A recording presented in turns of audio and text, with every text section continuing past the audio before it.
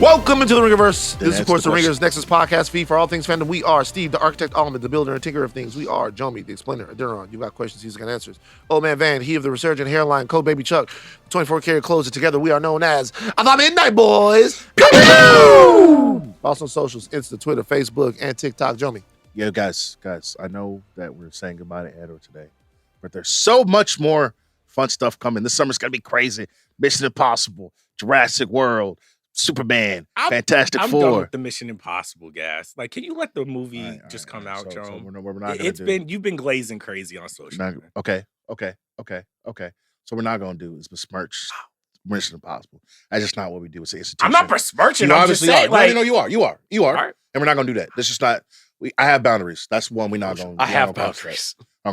So what does that mean? What does besmirch mean? Are we allowed to talk about the movie? You can talk about the movie, but let's the movie not comes out a little bit later. There's a lot of gas on the movie. Let's be honest. There's a lot of gas on the movie, exactly, because we're all excited. The last one wasn't great. Yeah. All right. It was not great. Now we're lying. The last one? Now we're lying. The AI one? Now we're lying. All right, man. The all face close-ups because we now shot it because it was COVID. Yeah, you know what I'm saying? You got to throw a Big little Rams slack, was not you know even what I'm in on that hemisphere. By the way, I got to say something about Mission Impossible before we move on because we want to move through this quickly because we want to make sure we concentrate on Andor. But I did see Ving Rhames look like he was in a hospital in this bitch. I did. Yeah, he's got the scrubs on. If this nigga got diabetes or something like that. They're not going to give him diabetes in the movie. I'm saying he could be sick. He could something if wrong. This nigga got because Tom Cruise ain't got he wasn't in the thing. I didn't see him in the no scrubs. I mean, he jumping off the motherfucking thing. Not one of the photo that that he posted in the shower. That would be so funny. Crazy. That was so funny if Tom Cruise that dies. Shit crazy. He's so locked in right now. It's different. We're on YouTube. Like, comment, subscribe, share. You can watch every Midnight Boys and House of Art episode on youtube.com/@Ringerverse and also on Spotify. You guys don't like that. You guys don't. There's been some talk about maybe not liking the different ways that I do program reminders. Who said that? Noobs. Some of the new fans. Program reminders is different. Don't worry it's about a different thing. I'll tell you something right now. Fuck up. That's right. All right. This week, House of Art brings you their deep dive on Andor. Oh yeah, this is gonna be a big deal. Yeah, I can't wait to see what the ladies 8 hours, have to baby. say about this. It's gotta be Minimum. Thursday, Budmash dives into The Last of Us.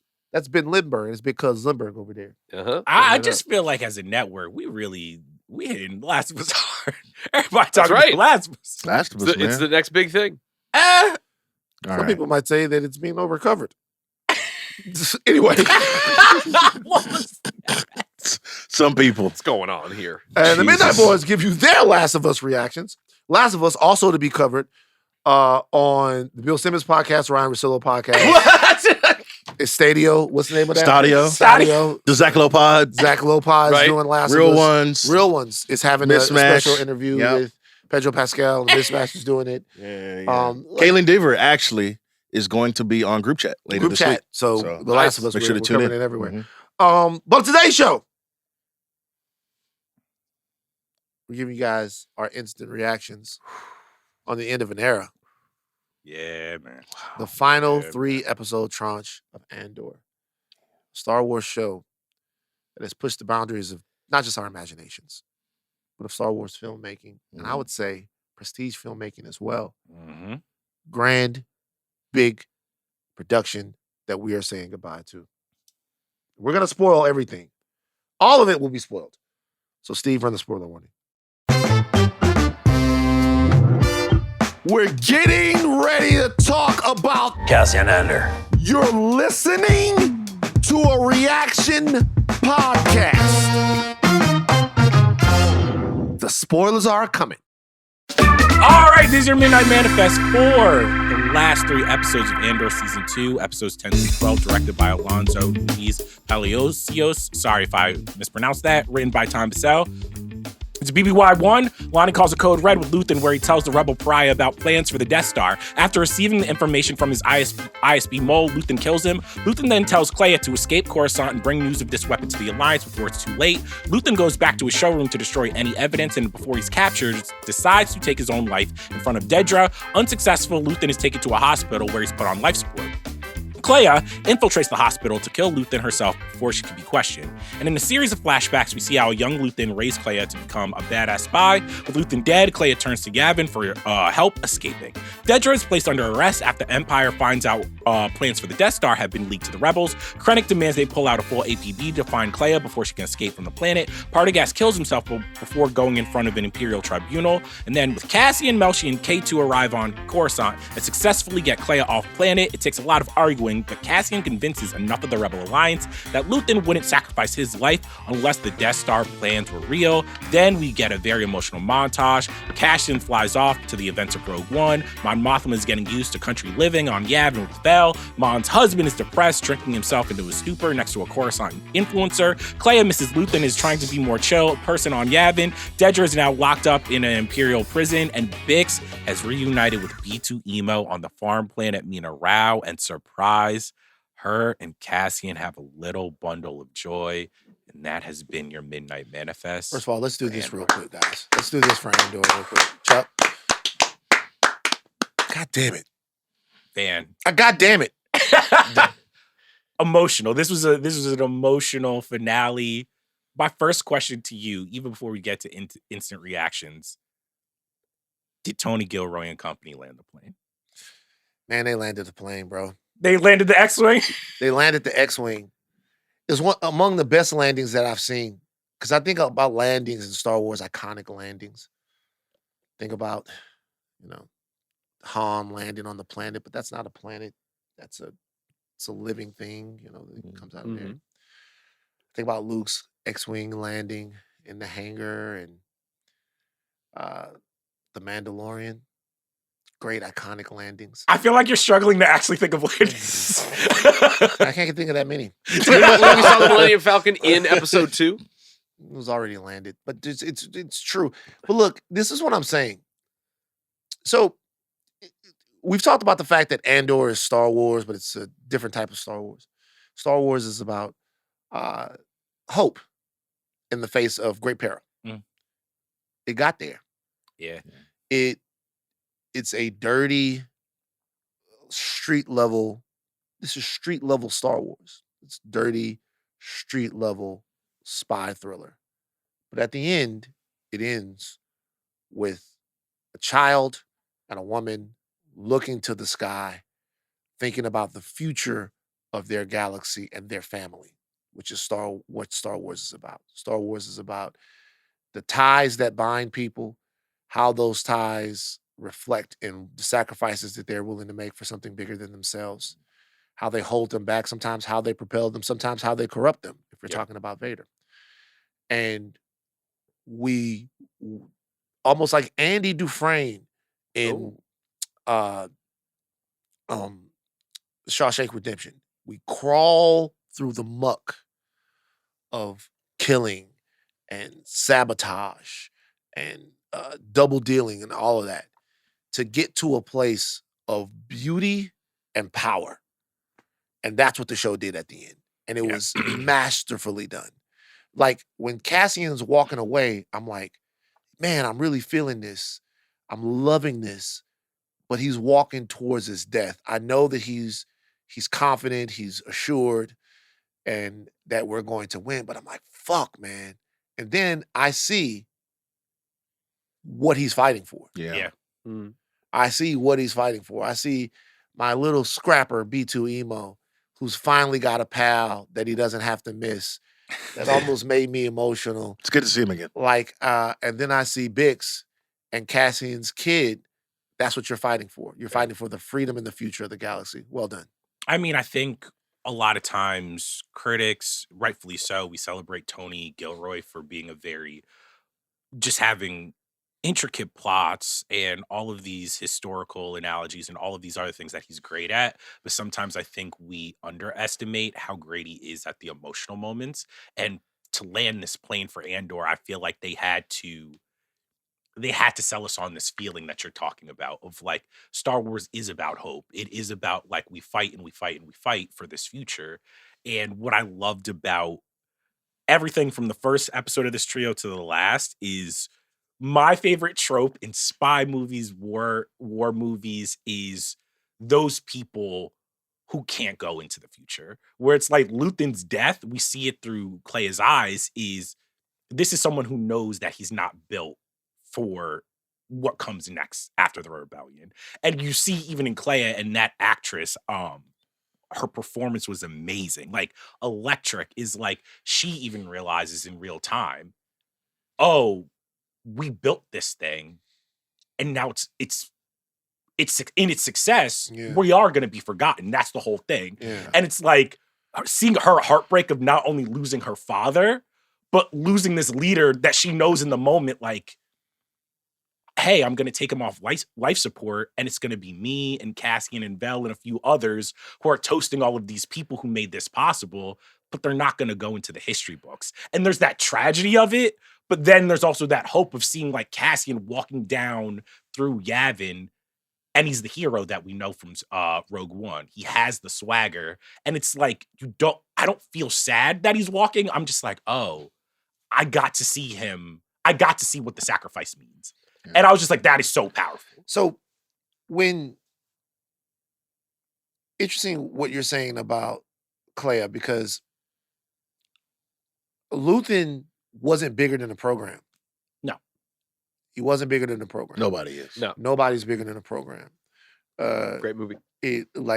Luthen's not bigger than the program. Luthen is yet another potential liability that for the good of the galaxy, he had to be exterminated. And her even knowing that and going through with it is both a testament to how much she cared about him and how much he was able to make her care about things that were like much larger than him. But he was raising her for that moment, which is the heartbreaking part, where it's just like we're seeing this episode unfold where on the surface, from a plot level, it is about the spy trying to get into the hospital or the bunker to kill someone who was about to be tortured and like reveal all this information. But the layers of that, of seeing the childhood, of seeing Luthen break, of what war did to this man, and then having to raise somebody into and mold them into this person, you're like, oh, Clea, the way the actress is playing it, it's like, it's so masterful because she's sad that she's losing a father figure, but she's also sad with the reality of like, I don't have a home anymore. Well, I mean, Gavin is like, she intrinsically is just like, Gavin is not for me. This is almost so far down the line in terms of just like what I'm used to in terms of how to fight. Well, I think she was banking on her death. Yeah. I think she's banking on the fact that that's the last act. So living on with the scars of everything and the knowledge of the past, that almost might be harder. Like Cassian is giving her, Cassian is telling her why she has to carry on. And she's like, my story ends here. Yeah. Like what? No. It's that's beautiful. I was about to jump in, but I wanted to I kept feeling like there was this handoff that we were witnessing. We witnessed it at the end of Rogue One, and it's the culmination of everything that they do, only to give it to somebody else to usher fate and everything that a rebellion stands for onto the next wave. And Clea surrendering Luthen and surrendering herself to Yavin is that handoff. It is that like emotional like gift that she gives to everybody else, where it's like everything that we've built is out of our hands because these two scrappy people that met in a battle that I don't even know what that was built this thing that is now planet side that will try to what he said, be the spark that'll light the fire that burns the First Order down. I think like it will be all of those things. I think, and Charles mentioned this a little bit when he was talking. The thing that hurts the most when watching this is seeing all the life that like sprouts from this, like all the like obviously the baby, but seeing Mon and Vel just like chatting, seeing Clea, sprout a little smile. Yeah. Saying that it's like, it might be okay being here, right? But knowing not only what happened to Luthen in episode 9 and how they doesn't play it as like a rescue mission. It's like, at least for me, I was like, oh, she's gonna go kill him. Yeah. That's like, but I was it's like, not yes, even, go. not even pretending I thought like she was what it gonna was. blow up the whole floor. I'm like, every single time I I thought was she was just about to blow the floor up too. I was just like, she's gonna go kill him. There's no pretending that. What happened to Lonnie, right? Also, but seeing Bale be like, actually, I don't believe in this, but you know what? I've come around. I'm gonna let you go. Knowing how it ends for a lot of these people, but yet seeing just little moments of it might be okay. That was tough. It was tough, and but it was expertly done. Just emotionally wrecking, but at the same time, left you with the feeling of like, there's always tomorrow. I mean, if we even go back in terms of like even before Luthen's death, what I was just like when Lonnie and Luthen meet, and Lonnie's like, code red. First of all, I knew Luthen was capping. Lonnie was bound. That was a death. Man, I was like, I saw from a mile. I'm like, you not leaving this. Lonnie had the game fucked up, man. Yeah, that was so nasty though. Like, I know Luthen is the cutthroat guy and all that, but Lonnie been your boy for how long? He got burned. Hey, it is what it is. Just get him and this girl. This dog is safety. Too much. It's too much. That motherfucker went out like Mackay fight. He was crying on that. I'm like, you ain't long. Get my wife and get out. Like, I don't know if Luthen had to do that, but he absolutely did. He definitely didn't have to. He could have got him to safety if he really wanted to, but ultimately that's not in the cards. He said, from the reading that I got is, A, he killed him for 2 reasons. B, Lonnie was like, we got 2 hours, essentially, before they find me. So already Luthen's like, I don't have enough time to get this information to Clea and to get her and you to safety. And to get you to safety. And if they capture you, you gonna blow up the whole fucking thing. Yeah. So in that moment, I think he's just like, not only am I dead, and I'm going to die on this planet, I gotta take my number 1 mole with me. Because I don't think he trusted that anybody else would be able to like, does anybody else besides Clay even know about Lonnie? Probably not. So you know what I mean? He made not a tough call because it was pretty easy for Luthen, but he made the big boy call. It's like, all right, it's time to go. First of all, question: is cold brew stronger than normal coffee? Yes. I told you this at the barista Oh, bar. God, you're fucking vibrating. What did you? Wait, you just got a straight cold brew? Yeah. What did y'all? No sweetener, no nothing. Oh my, nothing. Yeah. It's brewed cold. That's the whole cold point. brew coffee. It's stronger. I told you. Are you tweaking right now? I will say I saw you just out of nowhere go. And I was just like, you didn't say it was stronger. Word for word, I thought you meant stronger in terms of taste. No, caffeine. Strength of caffeine. Yeah. You're activating like the Winter Soldier. It's You're tweaking right now, dude. Is this your first time having cold brew? Yeah. Yeah, that's a lot. You should stop right now. You should drink water. Yeah. You're going to be shitting yourself in like 10 minutes. Can someone in the back get Jan some water? Oh, you got some, Joe? Yeah, take some water, man. Like, that's... Yeah, man. Literally, I was like, he went and got the Cobra. I was like, that's stronger than regular coffee, right? No, I thought you meant stronger in taste. No, man. But this is amazing because no places have like iced coffee anymore. Everything is cold brew now. It's all cold brew. Like, I'm always like, do you just have iced coffee? They're like, no, we only have cold brew. I'm like, do you want me to go like fucking murder like a pack of coyotes? No, like give me the fucking regular. I was not expecting the Luthen versus the Luthen backstory to be so effective. Yes. We'll talk about Dedra in a second, but Luthen's backstory, I don't know where Luthen was fighting.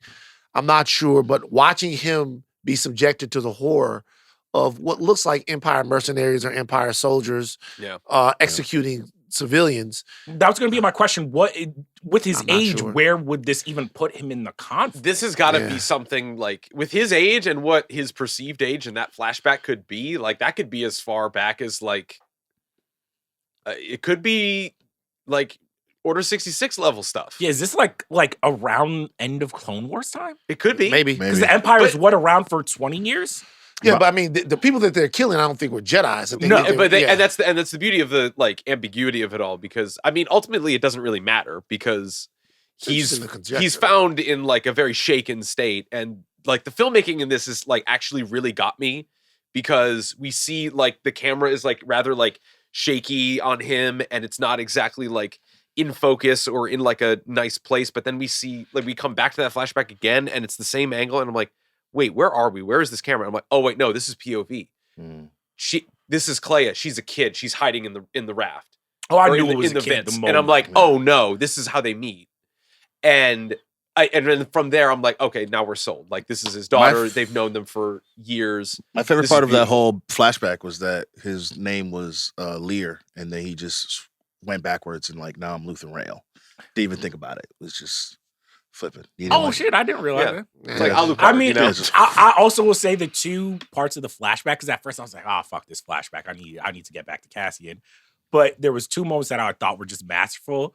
When Luthen is just like, she's like, you lied. He's like, yeah, I do that. Get used I to do that, it. get Like, used I to was it. just like, all right, that's cold as fuck. And then the moment, it was so powerful when it's like he puts the detonator next to a Oh. young Clea and is like, do it. And he's like, no. Don't do it. And he's like, he presses it.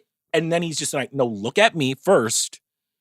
And now look over there. And I was like, because it took me a minute. I was like, what were they trying to tell us there? And I was just like, oh, in that moment, he's trying to teach his daughter the resolve it takes to be a part of this mission. It's like, I don't just want you to look at the explosion. I want you to look at the person who's pressing this button. And like, don't get it twisted. Like, because the whole time I was interested where when she runs off to watch the firing squad, she almost looks at Luthen like, you're a coward. Why aren't we fighting here? Why aren't we staying? And it was just this interesting dynamic of like realizing almost how radicalized Luthen already was back That's not then. how we fight. Yeah. Yeah, I thought that was a good moment, but the one that stuck out for me was when they first get to that little shop and they negotiate, to get 18 whatever credits or whatever it might be, and they're leaving, and she's like, "So I'm your daughter now," and he's like, "When it's useful," and like that's his whole And thing. she's with it too. And she's with it, but his whole thing is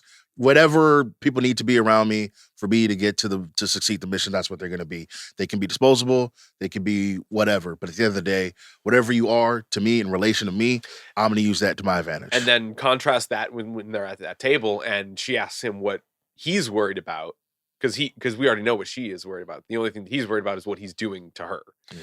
So Dedra ends up becoming another casualty, another pawn of the Empire. The scene between her and Luthen where she comes to get him, Amazing.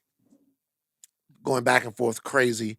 Man. I was wondering if in some way Luthen would make it out of that scene, but it's like with every word that they said, Yeah. I was like, this is the end. She put the Yeah. suitcase When- on the table. she and put I'm the like, I was Starlink like, up no, there? fuck, Yeah. it's- I mean, it was even before that though, but when he brings the knife, I'm like, Oh, I was Chekhov's just knife. like, I yeah. see what you're doing. Yeah. But then she brings the Starlink and it just takes me back. It's like, that was the original thing. That was the thing that he came to Ferrix to get originally, where he met Cassian and put Axis on the radar. Like that started Like this 6 entire years ago. thing, brother. Some people hold a grudge. What can you do? I know, it's crazy. But that's the thing. That's the spark that ignited this entire thing. Honestly, for them to bring it back, I thought was like a nice little touch. I mean, I even thought just everything that was, first of all, the Krennic and Oh my Dedra God. Oh my God. scene. Whoa, hold on. Bro, I was wait, like, hold on. Time out. Get ahead of yourself. Get ahead of yourself. That was amazing. Bro. Ben Oh my Mendelsohn God. show up to the show and play like 16 minutes, but he put up 30 Yeah. every single It was time. so effortless. I was Woo! like, God Insane. damn, Woo! the level of acting. And I also just story-wise, because this is what you hear about in real conflicts and real war, which is like the ISB essentially was around doing all of this fucked up shit in the shadows, basically laying the groundwork for all of this. And there needed to be a pawn. There needed to be a Cyril and a Dedra. And when Partagas even, Yep. he's just like, bet I already know what's Right. about to Can happen. I get a then- moment to compose myself? When his friend, when they hear the blaster bolts And and he's the like- soldier, and he's like, Yeah. I was like, this is the coldest show. Yeah, ever. that's- I was like, this is the that's- I mean, fucking shit. I don't. Again, this show is so good at exactly what's going to happen in regards to obviously like Cassian and things like that. But like literally, like part of guys, as soon as he's like, I need a moment to compose myself. I'm like, oh yeah, he's finna get the blicky. It's over. Yeah, it's done. But at the same time, I know what's coming, and I'm still like, oh, gutted. Dude's just like, soldier ready to roll in. It's like, Nah. Even This was Krennic, coming. the last thing he's saying to Partagas, he's basically like, we both fuck, but we got to see who. Like, in that moment, Partagas is like, That I exchange gotta is take the fall. crazy. It's me. That exchange is so good. You Like know, you the said, whole time I was watching this, I was thinking Thrawn was right. oh yes, They're going through a lot of trouble for the Death Star just for this motherfucker to get blown the fuck up Yeah, in about 2 weeks. 10 years down the drain, if they'd have done Thrawn's fucking idea of the advanced fighter system, they'd have beat the rebels easy. I mean, the other thing when they keep listing all, because they keep doing it, where they're just like, yo, it was all Donnie, it was this, it was the Kyber crystal, it was that. You realize how much work has gone into this. And to your point, I was like, would the rebels even have this much of a cause if y'all didn't fuck over so many planets and so many systems for one weapon? Yeah. Like when you list it out, I was just like, these are the dumbest and motherfuckers doesn't alive. that speak to the Interesting. hubris of the Empire to think that it's like it's the philosophy in the beginning that Cassian says is like the arrogance of them to think that I can't walk their floors and get inside. This is the thing about Palpatine. Great Sith. Best Sith ever. Best Sith ever. Bad Emperor. And I'll tell you why. Not bad Emperor because Palpatine didn't know. He tried. He tried at first. He tried at first to manage the illusion of freedom with also having his boot on people's necks. But he's too passionate. He wants too much. He's a pure dark side force being. He wants too much. His lust for power is too great. So he can't think of anything other than wielding the greatest power in the universe. He's not a politician, even though he played one on TV. So he thinks of building the Death Star, a huge, powerful, indestructible thing that will convince everyone to fall before him. He's not really thinking it out at this point. Not at all. Because to your point, if he is thinking it out, then he leaves the Senate in play. Then he plays things a little bit. He's a little bit more benevolent. But that's not what he's about. No. So he goes too far and too far and too far to where he inspires the rebellion to a degree. He inspires people like Cassian Andor who didn't really have a dog in the fight. Yep. Like he radicalizes people like Lathan. But really, to be honest with you, that's what happens all the time. Yeah. What happens with these gigantic real world fucking dictators is they push and they push and they push till people just go, I can't, kill me or not, I can't handle it anymore. Well, can I ask you also about this? Because I don't know if maybe I was reading into it too much. Man, your fucking leg is... I'm good. Cold brew has got you. So maybe I was reading Actually too don't much feel into well. the scene. But when Cassian goes back to Yavin, a thing that like did break my heart was I was like, yeah, y'all some senators. Where even when they're like arguing about the Death Star, is it real or is it not? I'm like, oh, this is how like the New Republic is gonna fall again. Because like all of y'all, the things that you believe in is kind of this like this veneer of respectability and this veneer of like, this is how we do it. We don't fight wars this way. Lathan was out of his mind. And it was this like, the Empire is more arrogant, but there was an arrogance in that room where Cassian is just like, yo, it is, when I talked about like Gilroy being able to land the emotional beats so well, I've seen it happen in my family. When a patriarch dies, like a Lathan, you get that thing when everyone's alone was like, oh, he was an asshole, but he was right. Look at what he built. And already they're kind of like, we don't do that anymore. And I'm like, guys, this is how you're going to lose again. And that's why the Bell stuff hurt, because he was the main one. Like, hey, man, we know about Lathan. This all seems like a little hoax to keep himself involved, to keep himself upright. And it's like, dog, you die in 2 weeks because of this kind of inability to function, to make something happen, right? Ultimately, he comes back and allows Cassian to go on a mission. But at the same time, it's like, knowing how this goes for you, buddy, hey, you can't afford to be dilly-dallying like this. And that's the beauty of this show. Because like the finale, the final episode of this show, the most exciting thing that happens is Cassian yelling at a table of people that used to have power about the guy that actually is going to give it to them. Yeah. And what he died for. So the tension there is between what they feel like they have to do to maintain their order, which the Empire would say that we're trying to maintain order, but they just can't have people coming and going. Now, look, this makes sense, right? Because they're under a tremendous amount of pressure to hide what they're doing. They're on a secret base. Yeah. So they really can't have people coming and going. They really need to know who's leaving and who's coming back. And it's a true thing. At the same time, when you're watching it and you're one of us, you're looking at them and you're like, who are you to talk to me? Yeah. Which is why I would never be good at being, this is why I have a Well, you have a problem with authority in general. I do, but like, who are you talking to? And I hate that it had to be a sister that was in there doing that too. That's not how it was.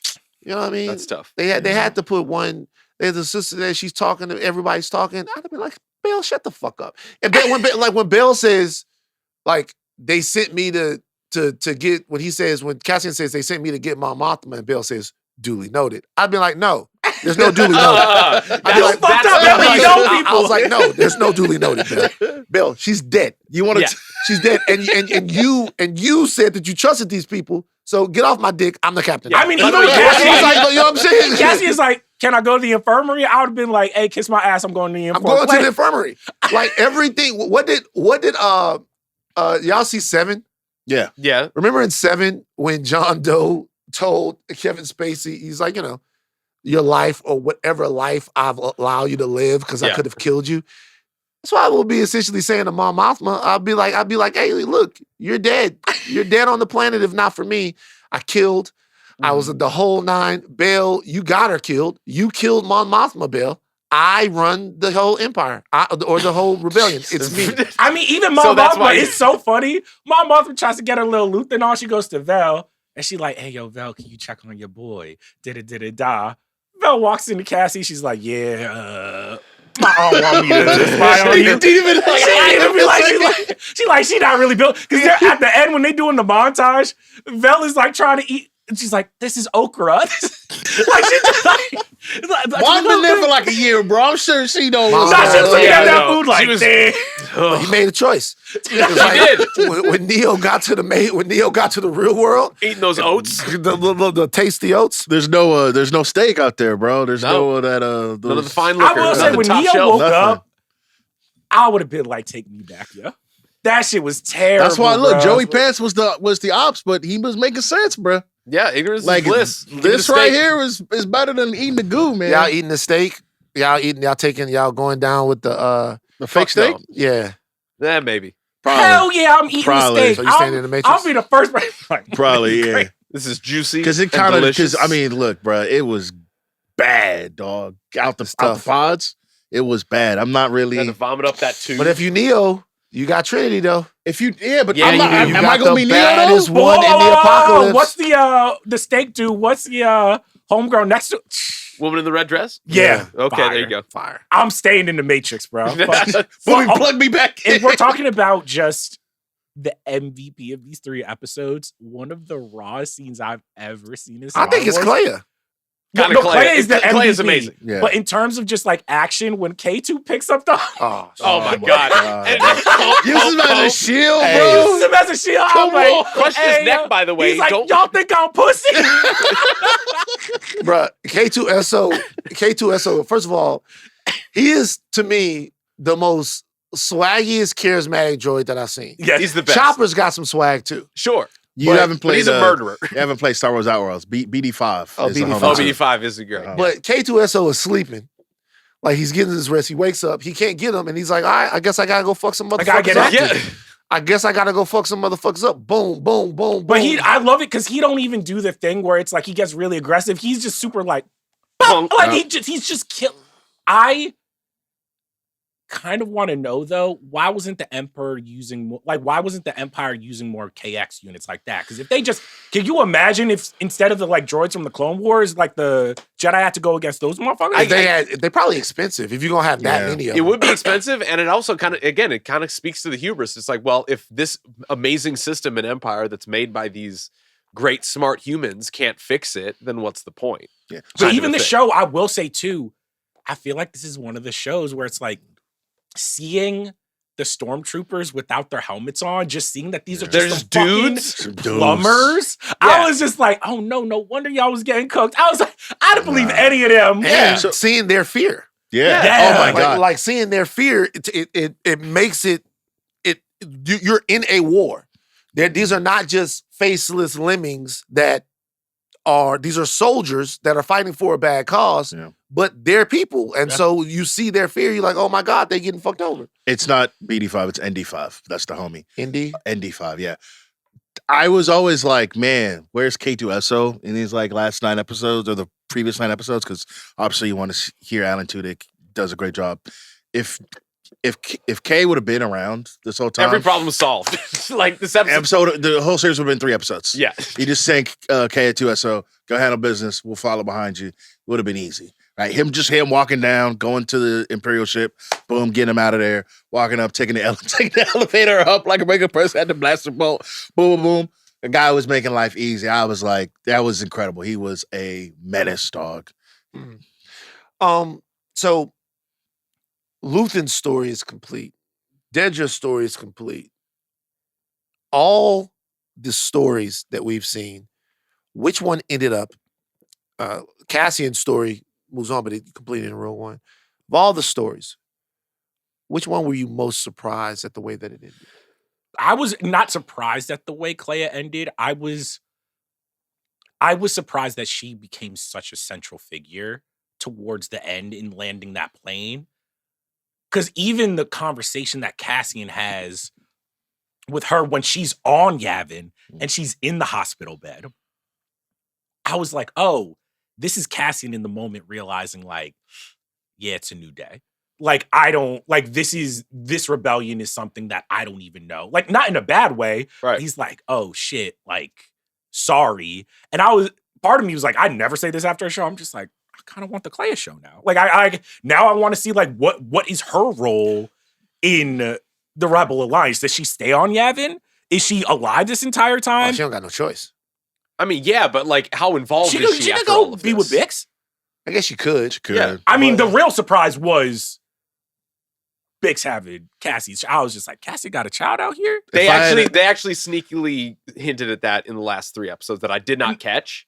No, I knew it when Vel. I didn't know that the baby was there, but I had a feeling when Vel was just like, hey, yo, Bix might want to see you right now, wink, wink. Because I hate when, like, sometimes I have women friends who will do that where they're just like, yeah, you should definitely, like, give this person a call. I'm like, just tell me what's going on. Just tell me I got a kid. Like, don't wink, wink at me. No, like, but it's that thing where, like, she I don't knows have any What? kids out there. What are you doing? You got, that's how they told you got a kid? Not that I know of, hopefully. But It might be a Drake situation where You are hiding a child. hiding a child. you are hiding a child. I think that I was really interested in Clea's story. I was really interested in Mon Mothma's story. I think the person that got the most perfect ending was Luthen.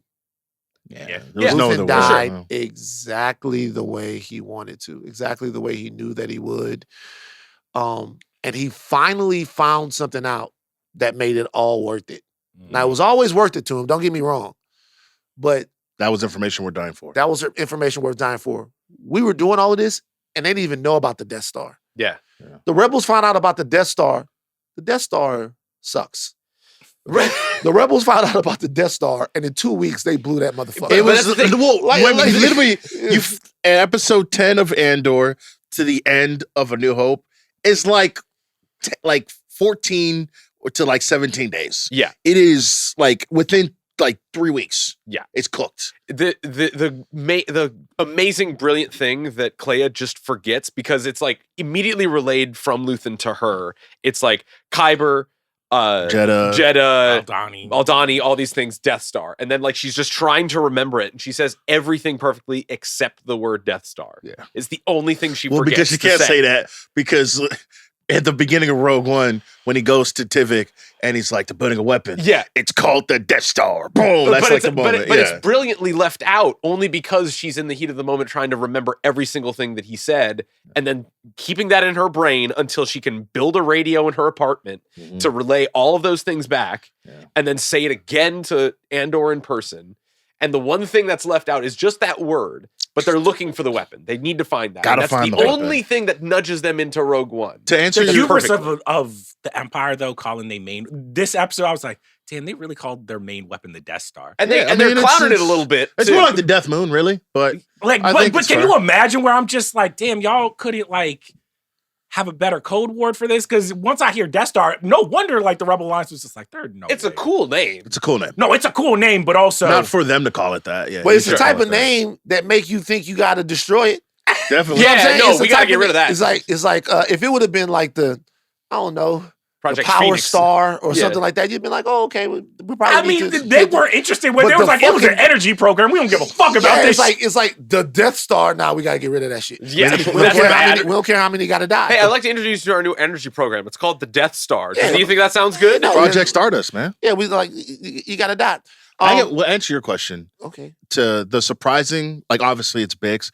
Look, if I had 2 nickels for every time a Star Wars show ended and the main protagonist had a baby at the end, I'd have 2 nickels. It is yeah. Same thing happened at the end of Rebels Yes. with Kanan and little. No, y'all don't remember? Yeah, you Yeah. remember. You don't remember. You don't care about Rebels. You don't love. I've watched the end of Rebels. Kanan and Hera's kid, Yeah, he's like a very pudgy Kermit looking motherfucker. with Jesus green hair. Christ, Jason man. Sindula. Yes. Hating on Jason, the little man. That's crazy.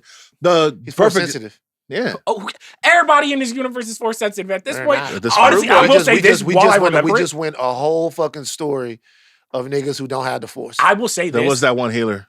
If That's it, one anybody person. besides Gilroy turns baby Cassian into a Well, fucking Jedi, I will brother. take a hammer and Brother. like bash her. Let me hold your hand when I say this. Like That baby will I was- return. I was That like- baby will return. I'm like, Filoni, stay away from Oh my the gosh. Cassian. I get it. Like, I think that was the most beautiful ending because when they were making Andor, the thing that I was always in the back of my mind just bummed out about, whereas like, not only do we know the ending, I know that it ends in a tragedy. To have the beautiful ending of, like you said it earlier, this was really what Cassian was fighting for this entire time. And if we're going to be real, I think what the Force Healer felt in that moment probably is that the tragedy of this moment is that for Cassian to help save the universe, he needs to separate himself from Bix Mhm. and his kid. His kid can't live, or Bix can't live, if Cassian doesn't die. It's this thing Yeah. where he Yeah. can't outrun his fate. And I think that is just such a beautiful bow. And I just think the Star Wars of it all, we're gonna see Cassian Jr. again. Mhm. He's probably going to be, if he's not, He's going to be a beautiful force sensitive. That Yeah, man. first of all, do we know that it's a boy or a girl? We don't know. I don't know. I think don't think we know. I thought it was a boy. I never know about babies at that age. Yeah. I'm one of It's a the baby. worst. I'm one of the worst when it comes to misidentifying babies, to like misgendering babies. Right. Like I would see a baby, and when I say baby, I mean it gets up to like age like 2 or 3. Uh-huh. Oh, it's a great little. I got to a point I used to feel like fucked up about it, but then I moved past it. Like I see a kid, like, oh, it's a cute little girl. It's actually a boy. Fuck it. You got a girl. Come on. Listen, Hey, people- whoa. Fuck it. Let's You know what I not. mean? Gender is a construct. It is. You know what I'm That's saying? why I'm saying. Yeah. That's why Well- I think babies should be called its. Right. Is Okay, it a boy it's- or a girl? well- I don't know. They haven't told me yet. Yeah, babies should be called its. You know, so just call them its. It's a it. So Cassian's baby is a it. Okay, we're not doing that. It's a it girl Um, or it boy. Like it's a it. I feel like Dedra deserved worse. no, I mean, think Dedra got I wanted her to. Exactly worst what she- nightmare. I wanted Yeah. to see her hung at the stake, like on Hung fire. at the stake. Yeah, the whole thing. So you want to? So Jomi, you are the type of dictator that hangs somebody then burns their body. It's- Are you burning them first and then hanging them? yes, Okay, got you. This She is got- why she got we the think worst- you she got- won't turn evil during the apocalypse. Exactly. Yeah, right? man. I wanted nothing but pain for her. She got the worst fate. Yeah. Yeah. I mean, it yeah, sucks. because we I know- wanted worse. She got bad. I wanted worse. We know how miserable that Empire prison is, Mhm. and she ain't got the chops to get off that bitch. no, Nope. She on the heated floors for the rest of her life. She got heated floors. It She got very hot floors. Yeah, so she to me, she got it the worst. I think that looking at the entire show, the show wasn't about happy endings. It was about terrible ones. Well, Like, yeah. I mean, no. If you think this has an happy ending, then you haven't been paying attention. I mean, again, we know how Rogue One ends. We know like a lot of these people get got when it's all said and done. And so, to your point, absolutely, yeah. It's just about like it's grim for a lot and of these the folks. Empire is fucking. They rotating people in and out like you getting fucked up. Who at this point is even alive? Yeah. I mean, the Who do ISB's we- cleared out. Yeah, pretty much. they cleared the entire ISB out. And Partagas gone. Partagas gone, Lonnie gone. Cyril gone, Dedra gone. Like everybody's gone. Lonnie. The actress who plays Dedra, it was such a like an affecting moment during the montage when she's sitting in the prison and she just has like this movement where she like puts her head down and the lights She's like, go. she's broken. It's just and I was like, that to me is actually the most fitting end for the character, because even when we go all the way back to the Gorman shit, I feel like she had an inkling where she's just like, yeah, they want somebody who's going to say yes to this program, and if you agree to doing this, there is no way that you make it out alive. But it's so clear that when she's getting interrogated by oh my goodness, who am I? Ben Mendelsohn? Mendelsohn, yes. That like ambition actually was the downfall. That the idea of her kind of like scavenging for extra credit to get that recognition because she yearns for the idea of being recognized and ascending, and that like kind of grasping for credit Oh my God. and glory was the downfall that led to him being able to read those files, that led to all of those things. It is like as close as we can get to a 1-to-1 as with McNulty and what's his name? Freeman? And no, Omar. Omar. From The Engineering Wire. their own downfall. Or sorry, McNulty and I can't believe I'm blanking on his name. What's his name? The other cop? Stringer. Stringer, okay. It's McNulty and Stringer. Sure. It's just like, I gotta get this guy. That's my guy. I have to get him. She sells Jung, or not, that's Lonnie Jung, sorry. The other ISB guy, right, goes in on his day off to capture Lathan. He's like, yo, this is my beat. This is mine. What are you doing? I didn't know ISB had internal affairs, but he's like, yo, you gotta like get arrested, the whole thing. It's legitimately, she was obsessed to the point of doing like breaking the rules, breaking all the ISB protocols, doing stuff she knew she wasn't supposed to do, because not that somebody had to get him, she wanted to get him. She had to get him. Yeah, right. You know what I always used to see or notice when I was watching Star Wars is that the Empire is also under the thumb of the Empire. Vader is choking people out. Nobody cares. Like there's what they're gonna do. Yeah, I get it. You choke somebody out. It's like, hey, you get a promotion. That one time in Empire where the dude just got choked out and he's looking at the other guy that's on the ground as he's looking back. As I see the Dedras and the Cyrils and all of this, they all realized it too late. For whatever reason that they were a part of the Empire, their ambition was forcing them up the ladder. They believe in the order of the universe. We don't know what happened in their past that makes them believe in what Palpatine is trying to do. We're not quite sure why somebody is super into the Empire. We get a little bit of that in the first season of Andor. We actually kind of do. Right. But for her, by the time she realizes that there's nothing that she can do that actually will give her any type of agency, that she's like anybody else walking around the streets. And one step outside of who she is, sends her to that prison as ever, forever. By the time she realizes that, it's too late. Sorry. You're so right. And I keep immediately thinking about how that echoes upwards to Krennic in Rogue One, because he puts on that exact same face to Tarkin and all of his cronies when they're finally showing off the Death Star, and he kind of fucks up. And he's like, no, we didn't leak the plans. There's no way that we couldn't have possibly blah, blah, blah, blah. And it's like, no, this is my achievement. I did this. I'm the one that gets the credit. I get the glory. I'm wearing the fucking cape. And in the end, it doesn't matter because Tarkin just takes it away from him anyway. Yeah. It's the exact same I thing. think the genius thing of like Andor is what it's like revealing to you about the Empire is like everybody from Cyril to Dedra. Cyril's just like, my guy is Cassian. If I find him, not only does this mean a promotion, damn near I've saved the Empire. Same thing with like Dedra. Dedra's like, if I find Axis, everything, like every person up to the Emperor has this thing where it's like, if I build the Death Star, if I do this, that, to your point, Thrawn is thinking more like a general being like, hey, wars are not us fighting one person or two people or you building one machine. A war is like a concept and it is something that is vast and it takes strategy. And the thing that is fucking up everyone is I'm just like, Curtis looking at him like, all right, why'd you go to fucking capture Lathan alone? Yeah. Why would you and it's the same thing that happened with Cyril. At the moment that that person or that thing is right in front of them, they become, to your point, so human where it's just like, this is no longer about the Empire. This is no longer about me. This is literally just this one thing that I think will fix all of my problems. A series of interconnected vendettas and ambition missions. Yeah. Yeah, that don't really have a centrality to them that would make people think beyond their own ambition and beyond their own pain or trauma, which was also a tension in the Rebel Alliance. Right? It's what Lathan was kind of trying to talk about. Lathan was continuously saying, think about the bigger thing. Yeah.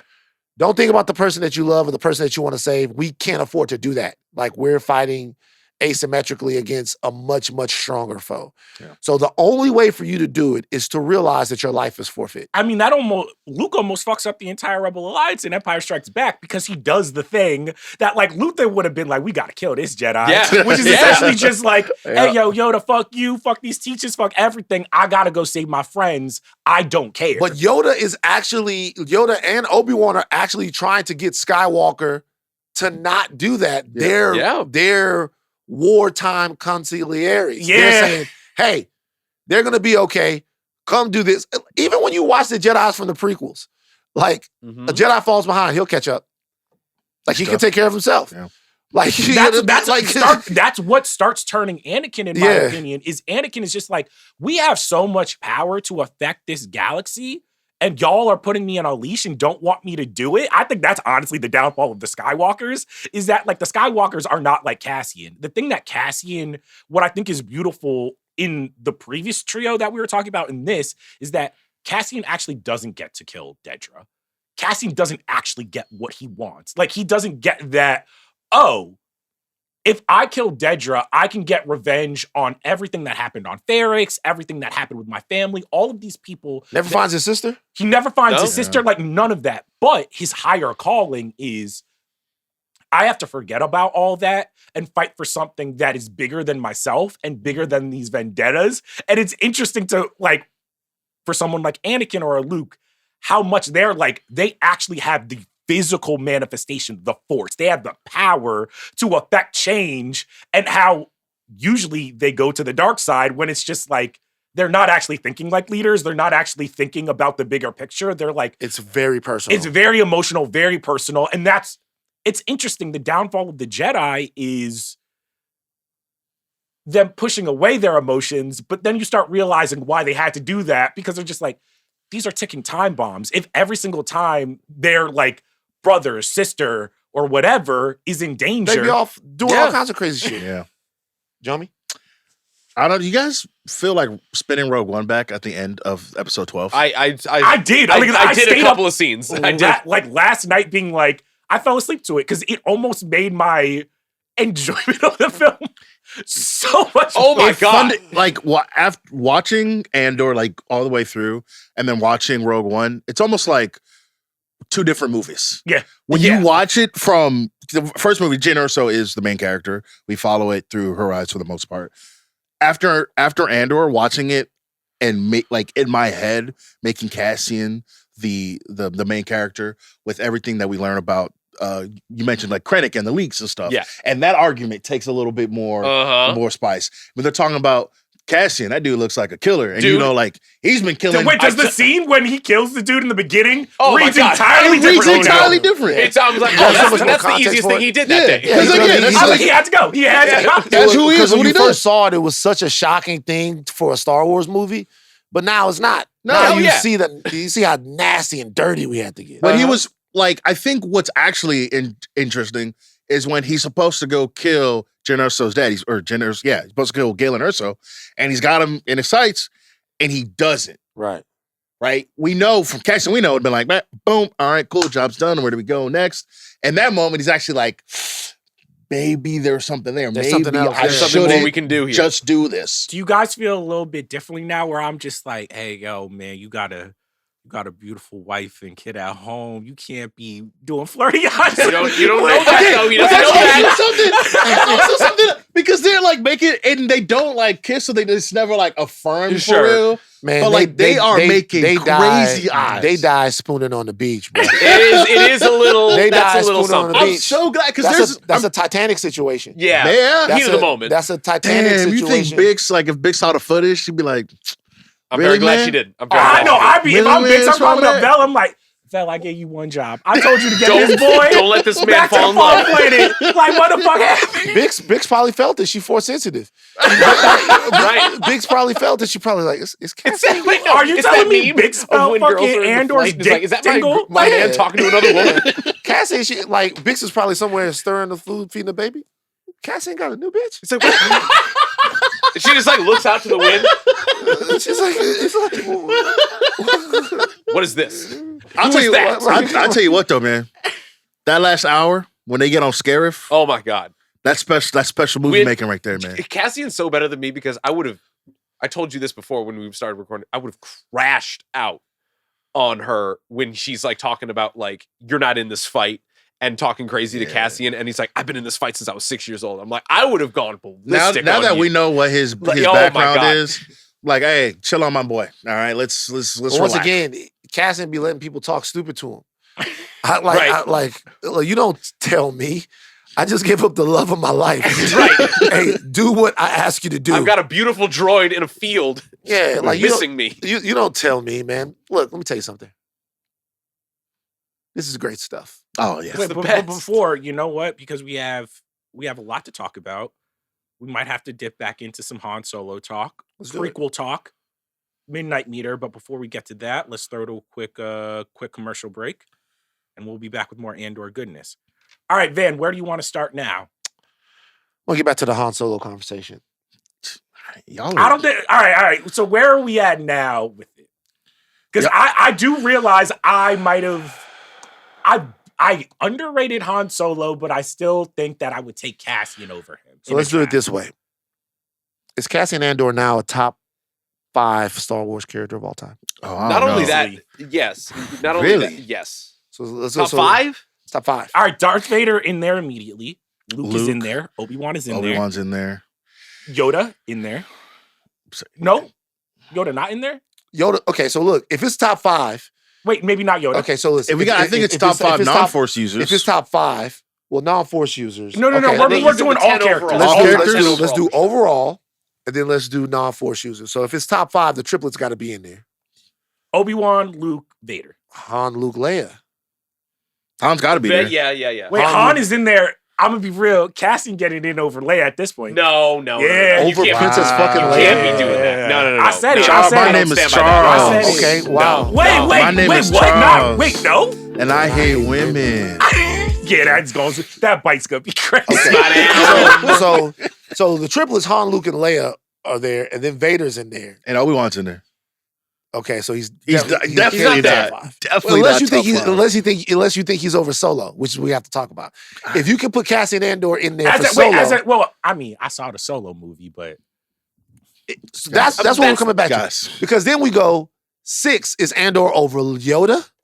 no. Then 7 is Andor over a Mace Windu. He's probably Yeah. over Mace Windu. He's at this Yeah. he's over Mace Windu. Oh, well, is he Is over Boba Fett at this point? I think so. He's probably over. What about Boba Fett. Ahsoka? No. Hell yes. No. Hell yes. Oh So- my God. so what was it? Hell yes. All right, so I'll be real. I was like, he's not over Leia. So we got the top 5. Well, Is he in top 10? unless So- you guys think he's over Han Solo, which you guys were saying. You No, guys no, were no. acting- We're talking about iconic. I'm not like if we're talking about iconic, what they mean to the franchise. He's not over Han. He's not over Ahsoka, So wait, man. so right now we have Obi-Wan, not in any order. Obi-Wan, know, Luke, man. He's Vader, not. He's Leia, not. Han Solo, triplets, Vader, and Obi-Wan. Yoda. Yoda would be 6. I think Cassian This is is 7. You This think is so Cassian Andor is nasty. 7? I this would is put so wait, nasty. Ahsoka be lucky to be 10 at this. Have some That's- goddamn shame. I don't know if I can. Have some goddamn shame. Rebels was moving. Remember Rebels? Clone Wars was moving weight. Don't do that. Don't do that. Let's have some respect. Let's have some respect. There's levels to this. nah. There's levels to this. Nah. I saw the Nah, Ahsoka live you're action disgusting. TV show. Nah. I saw it. Let's I saw it. Come on. Do we want to go back to that? Let's Do we want to give run back the respect. tape? Let's respect. Let's show some respect. All right. Listen, Are not we? her, not her finest hour, but I've seen Clone Wars. Let's have not be some the Midnight respect. Boys right now. Let's try to be the Midnight Men. Nah, and have this serious is- So, this let's, is so let's do nasty. it. Okay, so This the is top 5 nasty. is set. Yes. Top 5 is set. So the top 5 we're not going to rank in any order, although I could rank them in order. Don't if do you this. wanted We to. don't have That- time. No, rank them in Yeah, order the real 5 quick. is Rank them in there. order. Rank them in order. Okay, so if I'm ranking them in order, it's Vader's the number it's 1. Vader, Yes. Yeah, then it's Skywalker, sure. Yeah. Uh-huh. then it's Solo. No, Obi-Wan is over Solo. Yeah, At this Obi-Wan's point- over Yeah, Solo. Obi-Wan- you have to put So Obi-Wan over it's Solo. Vader, Skywalker, Obi-Wan. Just to let you guys know, as much shit as y'all talk about the Jedi's, 3 Jedi. No, yeah, the we top. get it. Then it's Leia and then Solo. Okay. Actually, I have to make so R2D2 should get in before Yoda. Then it should be Yoda. If we all just right, do all right, two we're just characters- talking about. if we just talking about characters, I didn't put droids in it, but if we just talking about characters, R2D2 is 6. Yeah. Straight up. Easily. R2D2 was 6. Yeah. I agree. Yoda would be Yoda's 7. Yoda would be 7. I think Cassian would be 8. I think Ahsoka could be 8. No, nah. Yes, I think We Ahsoka got- could we so be got- 8. Cassian would be 8. And by the way, guys, this is canon stuff. We're not going to legends. We're talking about canon stuff. Cassian would be 8. Yeah, Then 9 would be I don't think you put. Can you put Dooku in there? No. Dooku. No. What the Fucking fuck are you Dooku. talking I'm about? just throwing names. What? Just throwing 3PO? names. Palpatine. Whoa. Palpatine, Chewbacca Oh, would get in before Chewbacca. 3PO. Chewbacca. Chewbacca's probably before 3PO. I would say that I think Palpatine Palpatine actually probably has. 10. Nah. Yeah, you put Palpatine's Chewbacca. probably Yeah. Palpatine's got an arc and a Palpatine- half. He's got. Palpatine He's sucks though. no, but He he's got got an 3 arc. movies? He's got- Palpatine it's a over. big I put villain arc. Ahsoka over Palpatine. This is the Ahsoka disrespect is crazy. Why do you hate women, Charles? So just let you guys know, it's a sausage fest. We only got one woman Yeah, in we the did. top 10. I tried to put Ahsoka in there, but honestly, if we being real, I'd take Maul over Ahsoka. I would That's- put. I I would would put- Wait. I would put. Look. Hold on. Wait. That's insane. I would have to put. I get you, I get you. Jomi left. I would have to put Ahsoka in over Palpatine. I think. Yeah. That's I fair. said That's Ahsoka entirely should fair. be 10. Okay, Ahsoka's 10. 10 All is right, so let's disrespectful. do, so 6 to 10 then is R2D2, Yoda, R2D2, Yoda, Chewbacca. Yoda. Chewbacca, Chewbacca. Cassian. Cassian, and then Ahsoka. Wait, Yeah. did we? So Respect who's Fulford. not in there? Mando's not in there. Boba Fett's not in there. Baby Yoda's not in there. Mace didn't make the cut. No. No. Padme, Oh, Padme? Padme, I'm Padme sorry. didn't make the cut. Oh, shout out that's- Padme. ooh, I don't know. None of the rebels made the cut. Padme's either. kind of Nah. I mean, yeah, it's a little. I mean, there's a little niche there, but at the same you know time, what, guys? We gotta be honest. We might be prisoners of the moment with Cassian. Andor. absolutely, We might be. absolutely. Hey, shout out Mon Mothma. She's got like crazy lore. We might be prisoners of the moment with Cassian Andor. Definitely. We might be. But All guess right, what? Between Rogue One and 2 seasons of Andor, if I'm prisoner of the moment, lock me up. It's a tie. So you say between that, he's a top 10 Star Wars character. Yes. It's because like this Andor and Rogue One now as a whole piece become like essential. You must not skip this in Star Wars canon. I agree. And You I also will say absolutely this. like this is essential. Mm-hmm. If without Andor, without the quality of Andor, the last 15 years of Star Wars, last 20 looking rough. I mean, not to me, but No, in terms of like the state of it and like once again, you first of all, you don't even claim the sequels anymore.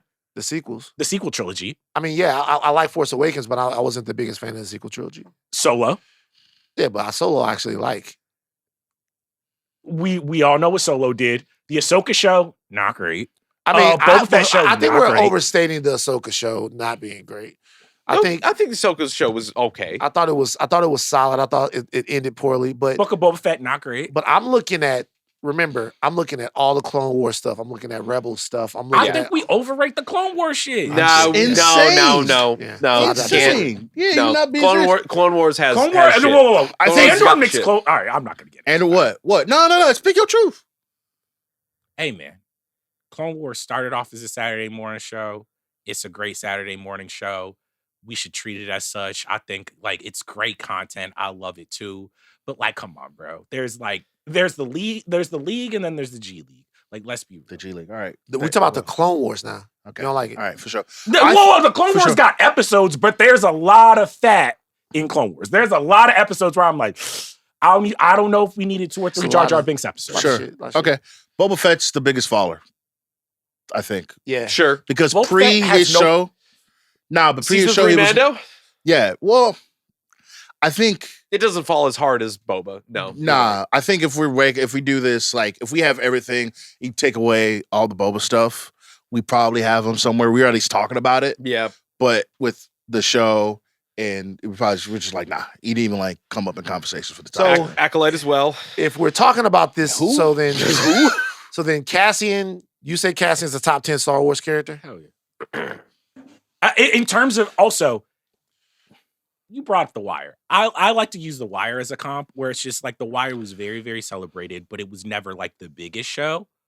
But when you look at the ripple effects of what it meant to TV, what it meant to culture, what it meant to the like actors and who we see on screen, sometimes I feel like we do have to wait. Like, does the quality of something and just what it does not only for its franchise, but just like the ecosystem. Sometimes I do think you have to reward that because in time, I do think people are going to keep going back to Andor and being like, oh shit, this was a generational moment, and I think you need to reward that. And like, here's the thing, a lot of this is me. We're just having fun. We're just having we don't owe fun. them no apology. We just talking shit. But yeah, but like if I look at someone like Ahsoka, I think Ahsoka's A woman. reputation, a character. Ahsoka's reputation, I think, got a little bit dinged because they almost overused her at this point. And like, sometimes I feel like I have to. If we stopped at the what she shows up in the first season of Mando, Yeah. No, season 2. Right? season 2. Yeah. If we stopped there, I think we would have. But the fact that they went back to the well at I mean, Rebels, that's Filoni's Mando, baby. That's Solo. I'm just like, I think the hubris of that you got to factor in. There's been a lot of bad Ahsoka that is fucked with the really good Ahsoka. So- So been this is one what I'll bad say. Ahsoka. This is what I'll say about Ahsoka. If Cassian Andor is the character through which we examine and litigate the desperation and the desperation of the rebellion and the oppression of the empire, Mm. then Ahsoka is the character by which we litigate one of the most important things in the history of Star Wars, which is the Jedi. So Ahsoka's character, and I'm just, by the way, I'm not arguing this. I think this is a really interesting argument just because this is barbershop talk. But I think Ahsoka's character is super important in that for decades of Star Wars before then, the Jedi were seen as this infallible, selfless, incorruptible organization. Yeah. And it's through her character, from Padawan to Jedi to Force user, that we kind of relitigate the Jedi. That's how important the character is. That's what she represents in Star Wars. And Cassian is something that is incredibly important as well. Is he made us really see how bad things are, or the show did, and what you have to do and what you have to sacrifice to bring down an empire. So can I ask this then for Ahsoka? Part of me sometimes feels like if Ahsoka had a more contained finale, like Cassian, where it's like we know where Cassian's story ends, we know what his sacrifice meant. With Ahsoka, I'm just like the real end of that story where it should have ended, and I think the power of that character would have kept resonating, is the end of Clone Wars, walking away from the Jedi, doing the very thing, is just being like, oh, this is someone who is saying, like, the Jedi have gotten so fucked up, I'm leaving this religion and this culture behind. when you keep bringing Ahsoka back and you keep changing the story and like now she's sticking around, sometimes I'm just like, oh, it's harder to judge what the character I think means because like, yeah, it's kind of like Poochie. Like, I'm just like, yo, I liked Ahsoka when she was the Padawan that was just like fucking left, not the one that's showing up in Rebels and the Solo thing and all. I'm like, I feel like you're kind of also like, you might be over comparing that to kind of what a lot of Star Wars has done all the time. Like, we didn't need to know everything about Anakin in order to give us Darth Vader and how much we love him. And yeah, there's some stories about Anakin that we don't really like. And I think they're fucking up Anakin too. No, sure. But it's the fact that like you we wanted still, to know though. Exactly, we would have wanted to, and whether or you not wanted to know, you wanted to know why. for sure. Yeah, and whether or not we liked it, Yeah. it still didn't change our overall love for that character. Yeah. Like, but for the sense of Ahsoka, yeah, maybe she hasn't exactly been, her exposure hasn't exactly had the hit rate that say an Anakin has. I think Boba Fett, the same thing happened to Boba Fett. That's not true. That's not true. Most like a great chunk of her stuff is Clone Wars. Sure, great, fantastic. We're all had a good time. Love it. Second is Rebels. Great, had a good time. Love it. Mando, your mileage may vary. I think the first appearance is cool. Then she comes back as actually she comes back in she comes back in Book of Boba Fett, right? In it, or am I misremembering? Yeah, that? no, in Book of Boba Fett where Din visits Baby Grogu. Grogu, And it's great. And we had a good time. Well, and it was awesome. no, but then we leave that being like, damn, why Ahsoka an asshole? Why she treating Grogu like this? Maybe. Well, that's more Luke treating Grogu like no, an they was asshole. both treating fucking Grogu like he was a scrub. He was getting fucked over. And then it's true. Sure. And then you have Ahsoka, the show, which again, I've had my own little qualms about what happened. Little qualms. Right? But at the same time, I still think most of it is fine. Most of it was good. Most of it is good. Most of it's fine. Yeah, I'm not talking about I'm talking about the shit. Yeah, but the stuff that doesn't work, you're putting it like, you're weighing it like crazy. But here's the heavy. thing, we get another season of Ahsoka and they still have not, like, I'm just like. But we haven't gotten that season yet. Bruh. You're misjudging it on stuff that hasn't all of happened them, yet. they're getting too cute. There's a high usage rate. These motherfuckers are old. It's just like, dog, relax. Shit. But that's not what we're talking about, though. All right, for casting Andor, if I'm judging someone who has 100% on the test and a motherfucker who got like a 75. Cassian Andor old. How old is Diego Luna? He got to be 48, 47. Watch this nigga be like 31 years old. 45. He's 45. So he's my same age. Damn. Well, this is less about age and more so about like they put in Ahsoka. They were like, "Yo, you want a clip of her being a baby?" People like Ahsoka. I like Ahsoka too. We were just wondering why she was at number 10 and Cassian at number 7. Okay, number 8. Well, that's your number. That's your number. That's yours. Yeah. Then what would your ranking be? I don't think I'm putting Cassian in my top 10 just yet. Okay. I don't think I can. I think, look, this stuff was so good, but this is crazy. I don't think I'm putting Cassian in my top 10 just yet. But it's crazy though, because the importance of this story is like parallel to, in my opinion, like Empire and New Hope. Like it's just as we important. got 2 perfect seasons of TV and a phenomenal movie out of this. Doesn't matter. Why? Because this is the problem with Star Wars. Why doesn't fans. it matter? This is the problem. This is the problem. Because they're not using y'all take the superpowers bare and they got minimum. You take the bare minimum and say thank you, Daddy Filoni. Fuck all this shit, bro. Empire Strikes Back is the bare minimum. You said that this. So look, this okay because what you guys. I'm not saying they're better. I'm not saying it's as good. I'm saying it is as important to the story and canvas of Star Wars as a whole. And it pushes the entire franchise. It proves but that's that this shit is show. possible. Okay, so 2 things I'll say. One is as proof of concept of how we can like still do Star Wars. You're right. Mm-hmm. It's incredibly important. For deepening the understanding of the Empire period of Star Wars, I get it. 2 things can also be true, is that this is a new type of Star Wars. It's a different type of Star Wars. It is, and for the type of Star Wars that it is executed flawlessly. Mm-hmm. Right. It's not Empire Strikes Back. It's not. I agree. It's not Empire Strikes Back. I understand. Right? And it probably can't be Empire Strikes Back. It probably is impossible for anything to be Empire Strikes Back. It's impossible, right? It's probably not there. Cassian Andor, well, all of these other characters that we're talking about is really going to be about the memories that you have with these characters. If you're just talking about like how things are written or whether or not it was good, I can say that Andor is the second best Star Wars epic story that we've gotten besides Empire Strikes Back. What would be the tiers then? Because I think it's Empire, I think it's Andor, and I think everything else is. And I'm not even so Return of the Jedi and New Hope are like way under Andor. No, not way under. But if I was like ranking in terms of like, you know, what's S tier, what's like A tier, it would be Empire, Andor, and then it would be like New Hope, Last Jedi, Return. I think Revenge is probably at a B for me now. So this is what I would say.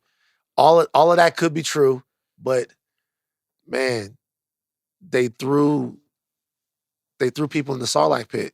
No, I get that. I mean, Return of the Jedi is not a perfect movie, though. It's not a perfect movie. There's a lot like I still can't get. But it finishes Luke's perfect arc. So Sure. this is what we're saying is like Skywalker in that movie is a perfect character. It finishes Luke's perfect arc. This is a perfect show. Cassian Andor, to me, hasn't met, and I'm trying not to be a prisoner of the moment, maybe he will, hasn't met the level of some of these other characters quite yet. And I'm not in the ranking or tier making section this is fun. of this. This is just fun to do. Yeah, sure. We should do a Star Wars I content would love tier to. list. But like, I'm only saying that the importance of the story, that the arc of Cassian that has been shown to us with his show and his role in Rogue One, the overarching tapestry of that, to me, finds just as much import to me as something that the entirety of the original Star Wars trilogy gave me. I'm saying that because it's like we talk about these things about like good and evil and the bureaucracy and the banality of the people of those systems, and those conversations that spawned from the original Star Wars are still echoed in the thing that this show did. So Cassian Andor's story is as important as Luke, I am your father. Yeah. I'm not saying that. Or no, not Luke, I am your father. Or no, I am your father. Yeah, these are the type of stories that will stick with me for the rest of my life. You don't have no story if that don't happen in Empire. I'm still saying Empire is better. You don't have no story. I'm not saying that one is better. I'm saying that they are equal to me. Okay, that's fine. Yeah. And what I'm telling you is something can be. By the way, you're entitled to your opinion. Yeah. I'm just saying that it is an interesting thing. Like, we love Andor, and it's a gigantic, amazing show. But the pillars on which this thing was built, I look at it like this. As far as the quality of what it is that we're talking about, Andor is second best in terms of quality to Empire. Sure. Okay. All right, outside of all kinds of stuff that you might have read, which this stuff is. But if we're talking about importance, Andor is supplemental. I mean, most of what we get from Star Wars, I would argue, is in the supplemental category at this point. For a while. To me, I'm like, all of the Clone Wars, Rebels, Book of Boba Fett, like, Mando shit to me is supplemental. So then what is core then? At this point, I think what is core is the movies. And that's about it. Like, I think everything. So then I can agree with that. That's nothing against Andor. That's nothing against like the Filoni. Like, guys, I like Rebels and I like Clone Wars. I'm more so saying, like, to me, that's the new version of you being a kid reading a Star Wars book that you're just like, it's giving me the same feeling, but it's not. Yeah. It's not core. Ever since Disney bought this shit, we've never needed more Star Wars. We're going to get more and we'll love more. And I hope to love more in the future. We don't need anything. Exactly. But I think that my thing is comparing a show, even a perfect show, to characters who've stood the test of time for over 50 years. Right? Wait, you're getting mad at me? I'm not mad. No, not mad, but like, dog, I put Cassian at like what? I think he came in at like 8 or 9. This isn't that. I understand. You said that Cassian yesterday. You changed it up. You said Cassian was better than Han Solo. Whoa, that I still believe that. If I'm drafting, all right. If I'm drafting the importance, Jomi! to the universe. I was doing the breakout last night. It's gonna. Everybody's seen it where these two jabronis are like, Cassian is better than Han Solo. How does it feel to have somebody get at you? All right, can I ask was y'all like, this? no, I'm doing the breakout, and I'm listening to y'all, and it sound like, and maybe this is reductive, maybe this might be a little mean, but it feels like y'all are like, when like Kevin Durant's something the MVP. Sure. He's like, yo, I want to thank everybody who made this happen, bro. I want to thank, my mom, my teammates. I want to thank the bro at the kitchen, bro, who was making them eggs real nice. Bro, you was doing your thing. Shout out. Cash the dude making the eggs, bro. He can make the best eggs in the world. But at the end of the day, Han was out there hooping. Han was out there blowing up 2 Death Stars. Let's have some respect. So can I ask y'all? Let me ask you this. Cassian, if we look at his ledger and everybody that he saved, pretty fucking flawless. Cassian, everybody fucking died. What are you talking about? Lathan dead. The galaxy? What do you mean? Han Solo, Cassian, and whoa, there's no there's no fucking Han Solo if there's not Cassian. All right, like let's respect our elders. He made the eggs. And let me finish. He made the eggs. And let me finish. Also, we have to factor in for Han Solo.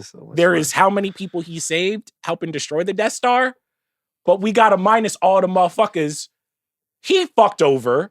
And the fucking First Order and Kylo Ren fucked over. So I love how y'all like to do this. Han Solo has nothing to do with it. That's not Also, Cassian can't be a deadbeat dad. Well, Han Solo has nothing to do with Kylo Ren. What? No, it has nothing to do with what Kylo Ren went on to do. All right, Kylo Ren not a grown man. You're telling me that if his daddy didn't love him a bit more, then he wouldn't have this become a genocidal maniac? Off. What do you mean? That's not. You guys are not paying attention to the story. I am paying attention to the story. Oh, you Han like Solo Last walked Jedi out now. on his kid. You like the sequel. and daddy didn't love him, so he went to his uncle. Cassian? Not Cassian. Is Cassian Father of the Year? I mean, Cassian doesn't even know about his seed. He was helping the fucking galaxy when Han Solo was still fucking in a badass movie. And do you know how Han Solo was helping the galaxy? By allowing his son to train with the Jedi. Yeah. With a familial history of fucking over the galaxy. His son is a Skywalker. There's nothing they can do about that. They got some bad traits. As a father, if you know you marrying into honestly at this point, like an 80-20 family where there's an 80% chance these motherfuckers are gonna grow up and be Sith Lords. Oh, they will try it. Yeah, they will. So at no point are you not Han Solo couldn't have been on the planet with Luke, be like, hey yo, Luke. Come, bring it down. Bring it down a little bit. This is nonsensical because you're yapping. Yapping. But I'll say a great this. Yap session. So y'all just 10 out of 10 yap. It's a great yap session. So if we compare the feats, right? Han Solo, 2 Death Stars. Okay. 1 genocidal son. But that you can't. And he basically Cassian. it's not actually 2 Death Stars. The Star Killer base or whatever they call that fucking bullshit, the Death Star 3 cancels out his second one. Why? Because he helped build the fucking third one. How did he help build the third one? Because he birthed Space Hitler. But he didn't help build the third one at all. Yes, he did. I'm not gonna lie. Where was Han? This is all right, crazy in Force reaching. Awakens, where the fuck was Han? Nobody knows where Han is. He fucks off. He's not doing shit. They broke up. So you abandon your child? You abandon a child, abandon the galaxy. I'm telling you right now that Cassian Andor is not Father of the Year. He doesn't know about his kid. So what? It don't matter. He's supposed to be Force sensitive and just feel him? What I'm telling you is right now is I don't think that Kylo Ren in any way reflects on Han Solo. He definitely very much does. He literally does not. If anything, it reflects on Skywalker. Okay, well, did we see Adolescence? Because I would have found a couple of analogies for a one Kylo Ren. But that guy, the Adolescence is a terrible example because the father in Adolescence was an incredibly sympathetic figure because he thought his son was safe because his son was in the room. Meanwhile, his son was in the room. Being a better father does not make you a Myron good father. Gaines and Andrew Tate. So the bad father, he's got to chill on the bad father allegations. Okay, when your grandfather is freaking Darth Vader, it's tough. There's a lot going on. So you're like, hey, how about this? Let's send you up to camp with your uncle who's a Force. He knows he's supposed to know what he's supposed to do, and it turns out actually he tried to murder you in your sleep. Or at least you think so. That might put you off. No, on it's a true. little thing. His uncle admitted it. And he Han's not sent him there. the snow. And he sent him the snow. Here's the thing. Han already knows that Luke tried to kiss his sister. You know what I'm saying? So at this point, we're going. so at this point, I'm just like, we gotta watch Brother, him. it's We gotta watch him. I'm not putting my kid around him. I gotta watch him. Okay, so Completely let's unserious. say, let's say people are gonna kill me. this is fun. This is funny to me. It's fun. Look how good Andor is. Let's say Andor's that, amazing. Let's say that we take away. Let's just, for the sake of the argument, we take away the Kylo Ren theme because it's really silly. But let's say for the sake of the argument, we take it away, and we just compare Cassian Andor to Han Solo. Yeah. I'll give them. They can split credit for the first Death Star. They can split credit. Nah, Yeah. it's a They can both have it. it's a 70-30 thing to me. How? 70 It's 70 a- to Han- Han, no, 30 no, to Cassian. No, Cassie got 70. All right, Han, come on, man. Yeah, all right, yeah. Han yeah, literally yeah. saved. Who was the only person who could have made the shot to destroy the Death Star? Skywalker. Now, there's some questions. Okay, so here are the questions. The first question is, was Vader going to blow up Skywalker's X-Wing? I don't think that he was. Possibly not. But I do think Mm. that he would have done what he had to do to make sure Skywalker couldn't blow the Death Star up. Yeah. So Han Solo Mhm. is directly responsible with a hockey assist Yeah, sure. Yeah. He for made the destruction of the pass. first Death no, Star. but what I'm saying, as is Cassian Andor, so I said Get in they the split plans. that. no, Yeah. but they don't. It can't be even split because Cassian basically did the whole fuck. This is take home. There's a group project. This motherfucker took it home. He was in jail. He was at Aldani. He was on Ferrix. He did all this shit. He was with Lathan. Han was fucking. Part of that shit wasn't even for the Death Star. They didn't learn it was for This the Death all Star. shit. All this is for the Death Star. They didn't even. Everything Lathan learned was for the Death They didn't even learn this shit. They didn't even learn the building Death it. Star Oh, until He found out 2-3 about days the. before. He literally found about the Death Star so- 2 days before. Really, Where he would is Han Solo because Han Solo didn't know. Where would Han Solo be? Where would Han Solo be without Lathan and Cassian? Nowhere. Nowhere. No Okay? one would even know his name. Right, but the reality that don't even matter though. So he gets 30% of the credit. No, what I'm telling you is that well, first of all, here's the deal. Han Solo would still be this. Well, actually, no, because they wouldn't be trying to destroy the Death Star at all. They wouldn't even know. They'd just be like running around Right. making planets. So I give them credit. Let's say, so you say they can't split it. I'm not going to be a curmudgeon about it. Let's say it's 60-40. Okay, I can do Okay, 60 let's 40. say I can do 60, let's say 60 60-40. All right. Andor has 0 for the second Death Star. He gets 0 because he was in the upper room when they destroyed the second Death Star. He gets 0 for that. But does Cassian not get any credit No. for all of helping the rebels before there was even alliance? Yeah, That's nah, not, like- because remember how much they brought him up, man, in Return of the Jedi and Empire Strikes Back. So here's my thing. Circling back to everybody was Andor, y'all are doing what the galaxy does. Y'all listening to the propaganda. You want to listen The to the rebels propaganda version from the rebels? You want to listen to the rebels can't have propaganda? They literally are like, hey, yo, Cassian, we realize that you saved Mon and our whole rebellion. We gotta clean this up a little bit. We gotta put him again. We gotta put him with the cartoon the characters. Like, saving of Mon, I give Cassian credit for. That's a big deal. that's a big deal. But you got to give a Solo credit for saving Skywalker. all right, fair. Okay, fair, you know what I'm saying? fair. So, All right, so I'm telling you, if we Fair. just, this is actually a really good argument. If we Yeah, just I love have, this conversation. so he saved Mon. Yeah. You get credit for that. Gets a little That's hairy a in the feat. sequels, but we get a little. That's a feat. Han goes out. He saves Skywalker. Puts him in the guts of the what's the Bantha, right? Yeah. Yeah. Yeah, puts him in the guts of the Bantha. Skywalker is the one that goes on to actually be a part of taking down the Emperor and finally ending the rebellion. But the Empire kind of. But is this a little bit of like Han also had like the Jedi Messiah next to him? So is like there is a little bit of like I agree. They had a Han, better system around him. like Han is, if we're being real, like still more iconic. Cassian might I'm being a little bit of a preserve of the moment, but can you agree that like when you standing next to like a Jedi, there's a lot of like System. Yeah. It's like a big three. Yeah, sure. Somebody got to be the D-Wade. But Luthen, like, that was like the Spurs to me, where it's just like, it's not sexy. Like, Cassian, Vel, Cinta, it's like, they might win some championships, but it's not going to be the flashiest shit you ever seen. Luthen is the Greg Popovich of Star Wars. Oh, yeah.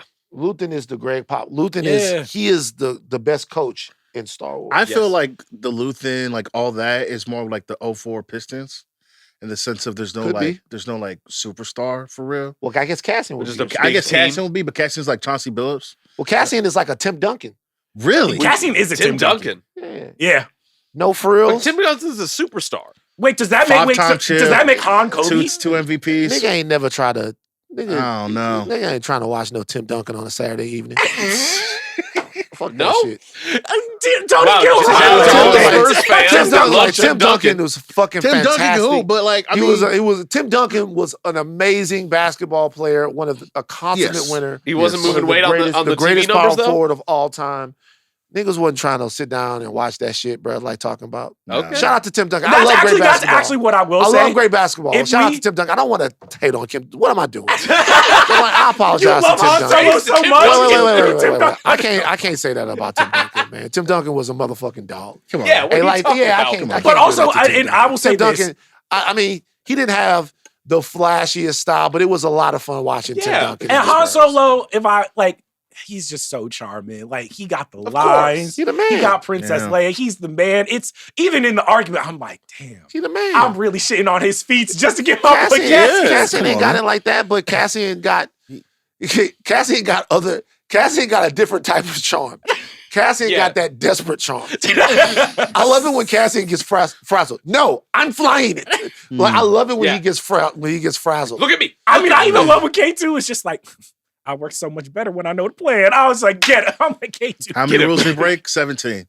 Look, for everybody that thinks that went on too long, fuck you. Welcome to the That Midnight is my bro. Fuck you. That was my favorite conversation we've had. We started with Ahsoka and we ended on fucking Tim Duncan. So was on crazy. a wild yap session. All right, are we was ready so for nasty. the Midnight Meter? we are. All right. Midnight Meter, y'all know what it is. 1 to 12. 1 being the worst. 10 being amazing. 11, 12. True game changers. I'm going to go first. It's a 12. Instant. Classic. 12. 12. Easy work. When was the last time we did an auto? We had like an auto immediate 12. The last season of Andor.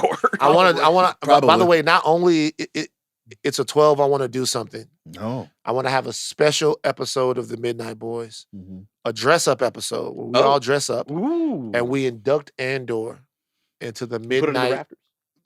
We should. You know what we should have? Jerseys? For all the 12s that are back there, Start putting jerseys up. we should have jerseys in the rafters. Oh, little banners? We should have little banners in the rafters for all the 12s. Does anybody have a quick? Because we have. I think it might have gotten close in Dune, but I don't think that was a I don't unanimous. think Dune got there. This has to be unanimous 12s. Wait, Dune Part 2 didn't get a 12? I don't think it was a unanimous We need 12. unanimous 12s. For all the unanimous 12s that are out there, unanimous 12s, 48s. We call it Club 48. Club 48. Wow. Club 48 is what we'll call it. Unanimous 12s get put up into the rafters. Andor is the first insta-auto unanimous 12 ever. You guys, there are other movies.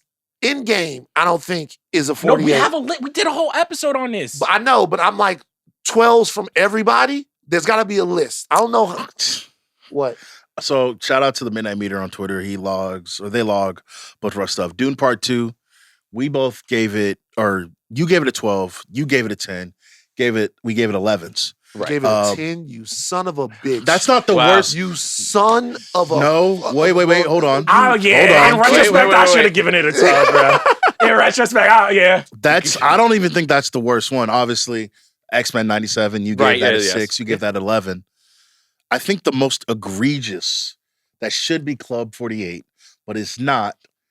You gave Shogun a 12. Oh. I gave Shogun a 12. Charles gave Shogun a 12. Oh, Steve was hating? Steve gave it an 11. Yeah. What do you got against the Japanese people, Steve? Wow, Steve. I really don't. I do love the Japanese people. We know. Clearly not enough. No. Clearly not enough. So that's not the club. So Club 48, we're going to look at this, and then we're going to, we're all good. Midnight, Midnight Pact right here.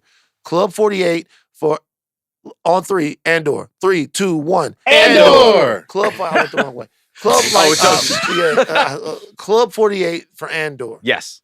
We gotta find out what else is in there, and that's what we'll do with these. We'll have for these things will be Club 48. I don't know how much. I don't know if we'll be able to do it. It's just magnets. Yeah, Yeah, we'll get Club there. 48. We'll put them at that's what we'll do. The 48 Club, and we'll induct Andor in. Maybe we'll get Tony Gilroy on because he goes over to the watch. I mean, I He'll will hang say, up the but we flag have for us. to after this week, we do have to make a promise. Whatever Star Wars shit comes out, we can't do that. It's not Andor. We not getting this. That's over. That's good. yeah, We're not getting it. It's just That's cooked. Yeah. Like let's just watch. Can we what retire watch. the glaze? Can I Can tell we you- retire the glaze if Yeah, we the put it up in glaze the is going rafters? back. Maybe. Let me tell y'all something real quick. This is a true story that happened. Hello, Ringiverse fans. I regret to inform you that due to the initiation of Deep Shadow Protocol, this bit had to be edited out of the pod. I know, I'm just as disappointed as you are. Thanks as always for listening, and the Midnight Boys, pew pew, we'll get back to you shortly. Okay. Whatever. They gonna kill me. They always killing me for this shit, man. I didn't say it. I never said co-signing it? You I co-signed I it. didn't say it. I said it was the coldest thing. It was cold. That's a cosign! No, That's a It was cosign! cold because I was like, God damn. We that's we the just coldest let you shit. out of jail for the Sierra shit, and you just walk right back. stand Yeah, by you like it. Dedra. You like Absolutely Dedra. not. I stand by the Sierra thing. Jesus no. Christ, I man. stand by the Sierra thing. By the way, not only do I stand by the Sierra thing. You don't. No! Do not double double down! down on Do this. not double down! Wait. I see a lot of hypocrites, by the way, because our beautiful friend Robin Rihanna Fenty How did we get is here? pregnant. And I think it's amazing that her and Rocky have such an amazing family. But I saw people on the internet that were saying, hey, Rihanna is pregnant again. When are we going to get the album? Which is wrong. If it's wrong to say, hey, when somebody is pregnant and adding to their family, when are we going to get the album? But I didn't see anybody getting all up in arms You not and cooking, getting bro. at these people. That is You not saying absolutely it's not. the You are not same cooking shit. right now. You not saying It's nothing. the same shit. No. All I said- So you agree that it's wrong to Yeah, say? you agree. I'm not agreeing. So we agree. I'm not agreeing. What I'm saying is, if it's okay to say, hey, don't get her. Hey, my pregnant black sister, you looking real thick. I love that. I love Versus, hey, Rihanna dropped the album is different. Nah, first of all, all I'm saying is, What you say? Don't. this is what I'm saying. All I'm saying is, a lot of women that I've known over the years get super fine after they have a baby. I love that. Okay.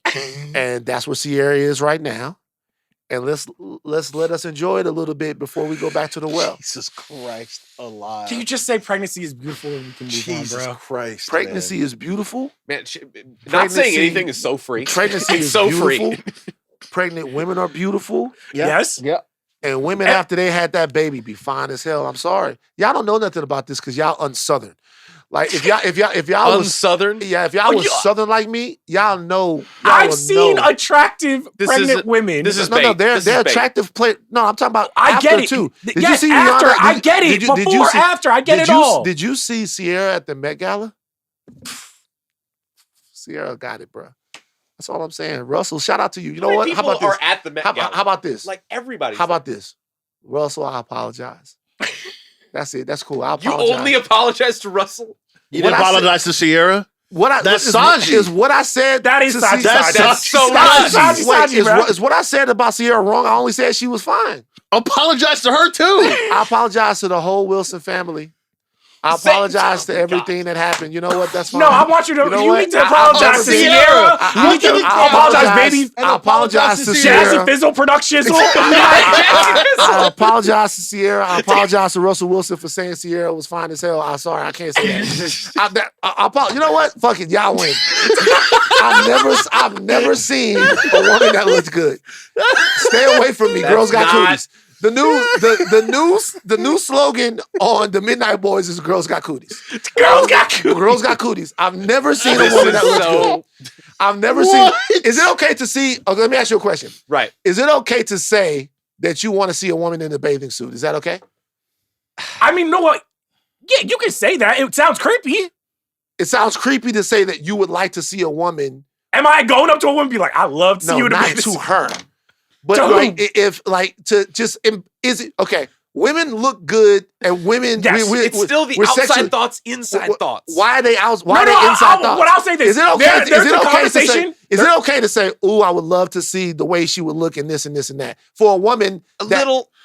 Wait, I'm not going to co-sign okay, that. I I'll will tell you, say. the loneliness epidemic will only go up with your generation. Fuck If I'm that. being real, Fuck Dan, that. Dan, Keep if I'm bringing being it up. real, that. there's the conversations that I have with my boys when we at the bar, we at the This car, is a conversation and then with our boys. when the mic is on, Oh, so basically, y'all. Now you're saying that it's No, two that's different not- standards. no, And no, you no. two different people Thinking it, that you and y'all co-sign not what he's saying saying it. off I'm not the going mic. to go. I'm not co-signing with Vente.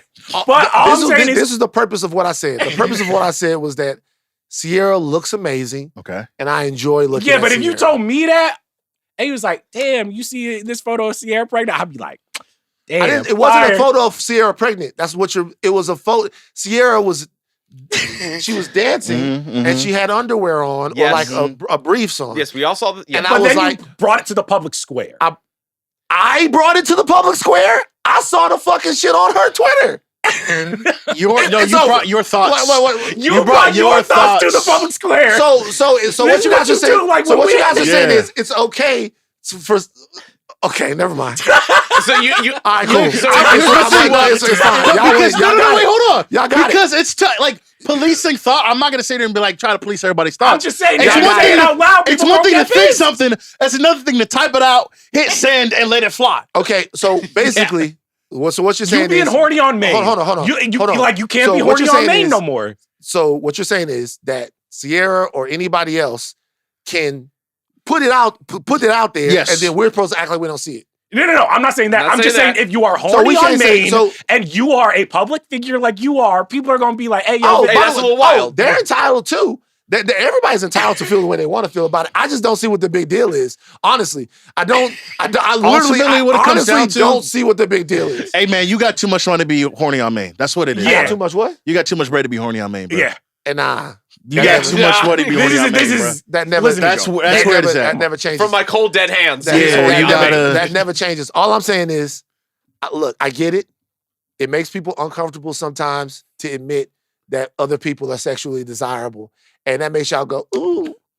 But for me, that's it. For me, this is y'all. Y'all ooh. Girls got cooties. It don't matter what happens. By the way, I want to keep this. I want this energy to be fucking sustained. I don't want to hear no more about Haley Steinfeld and Great. Wanna hear from me? being bricked up in the theater. Oh, That's no, you. no. I got a new wife. That's all I got a you. new I don't wife. wanna hear it. Thunderbolts. I got a new wife. I don't want to hear it. Why? Why? No, I don't want to hear about it. I don't want to hear about people who look good. Fuck it. Everyone looks King terrible. Von says stop the gun violence. Exactly. He didn't get a chance before it was too late. I don't want to hear no more about it. What is the new slogan of the Midnight Boys? Girls got cooties. All right, we're gonna do the 48th episode real quick. I stand by it. I don't try to change. Bix. How does Bix look? Great With as a a mother. Beautiful. post. So she didn't look Relieved great that glow. a galaxy. So Great Bix, glow. Bix didn't look. Bix wasn't killing it after she had that baby. That's that snapback. Anyway, Again, you just say this shit. Bix looked good. Goodness gracious. Bix looked good. Shout out Bix. That's a fine one. Can we finish this episode? Leave it all in the podcast too. If one thing gets taken out, I'm on strike. We talked about Andor for like 15 minutes at this point. We talked about Andor the whole time. We talked about Han Solo. We talking about The last Han like Solo? 45 minutes of the 45. podcast. I love this podcast. I love y'all. This is It's a lot That's of a fun. wrap. We'll have a lot of fun. This here. week on the Ringerverse feed, House of R. There's a group of people that never talk about how they want to fuck people and how they look and all of that stuff like This that. is Shout out to You my have girls. to know why that's different. Shout out to my girls. Shout out to my girl. You know what? I'm gonna do a pod with Mallory. And the Midnight name of the After Dark? pod, the name of the pod is gonna be People We'd Fuck. Just me and Mallory on the podcast talking about it. We're not gonna do it because we're both stable, but that's gonna be the pod because Mal gets it. Right. Mal gets it. Okay? Mal gets it. Mal understands me. I should call her right now. Thursday on Button Mash, we dive into Last It of was Us. It was great potting with y'all. Had a I'll lot see you at the next cup of tea. Great opening, great closing. This is great. Thursday Button Mash dives into Last of Us. Really hope Van enjoys Barstool. Shit, they got more problems than that over there. I've been following them socials. It's been going up. Damn, this is crazy shit happening Please over God, there. land the plane. Please God, land this And plane. Midnight Boys give you their Last of Us reactions right when the episode ends. Shout out to PFT and Big Cat and to Arian Foster. Shout out to Brandon Walker. My people over I know those people. Our producers are Steve, Girls Got Cooties, Ahlman, Jonathan Kermah, Jomi. I don't want to look. Jomi, hashtag the milk merchant. Why would we call him that? Wait, Because what? he's always looking at white women and additional production from Arjuna Ramgopal. extra. little extra just on that. He's like, Yeah, fuck wow. Do a little in there. He's not going away without a fight. Nuts. we practice. So take us out. Pregnant women are beautiful. Stop. Shout out CT, man. Long live the Ferrix Bell. Congratulations to Andor for being our first Auto 12.